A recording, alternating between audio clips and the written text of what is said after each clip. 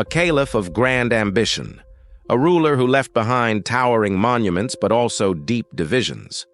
Al-Mutawakkil, the 10th Abbasid Caliph, is best remembered for building the Great Mosque of Samarra, one of the largest and most unique mosques in Islamic history. But his reign was about more than just architecture. He moved the capital to Samarra, creating a city of power and splendor. He expanded Abbasid influence, strengthening his rule. But his policies also alienated key groups, and his reign ended in betrayal and bloodshed. So, was Al-Mutawakkil a visionary builder or a ruler who set the Abbasid Caliphate on a dangerous path? Let's find out. In 847 CE, Al-Mutawakkil became caliph, succeeding his brother Al-Wathiq. At the time, the Abbasid Caliphate was still powerful, but it faced serious challenges. The Abbasid military was dominated by Turkish soldiers, who had become kingmakers in the empire. While they provided military strength, they also posed a threat to caliphal authority.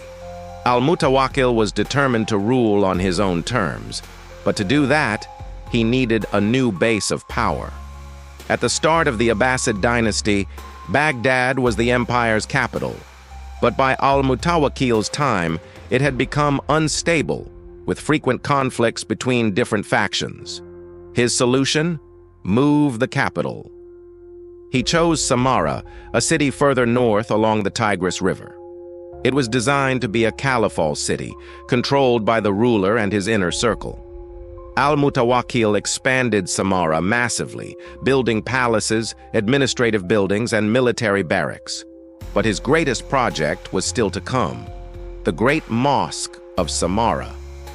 In 849 CE, Al-Mutawakkil began construction on the largest mosque in the Islamic world at the time, the Great Mosque of Samarra.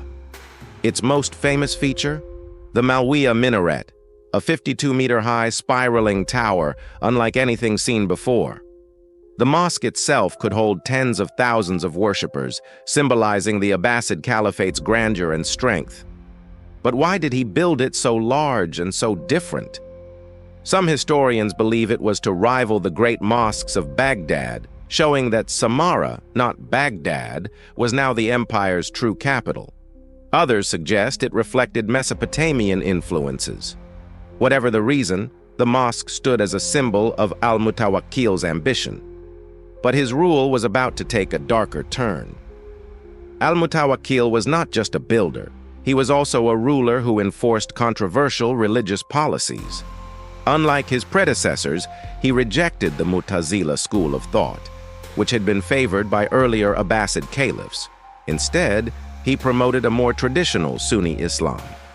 He also took a harsher stance towards religious minorities, particularly Shia Muslims and Christians, ordering the destruction of certain shrines and imposing restrictions.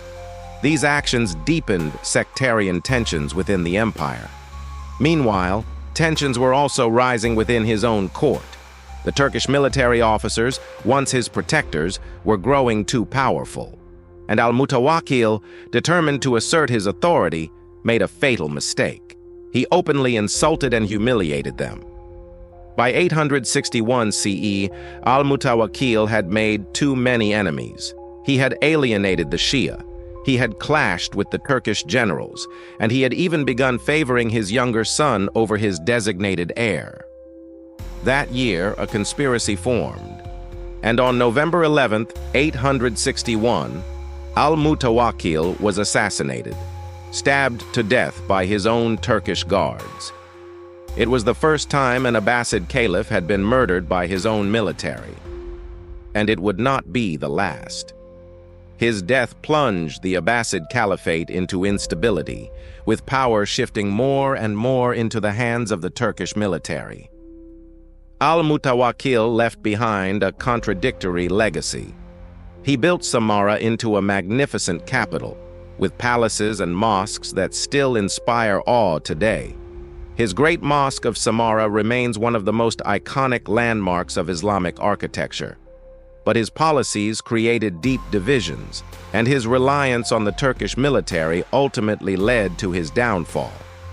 Was Al-Mutawakkil a visionary builder who left behind a lasting architectural wonder? Or was he a ruler whose political failures weakened the Abbasid Caliphate?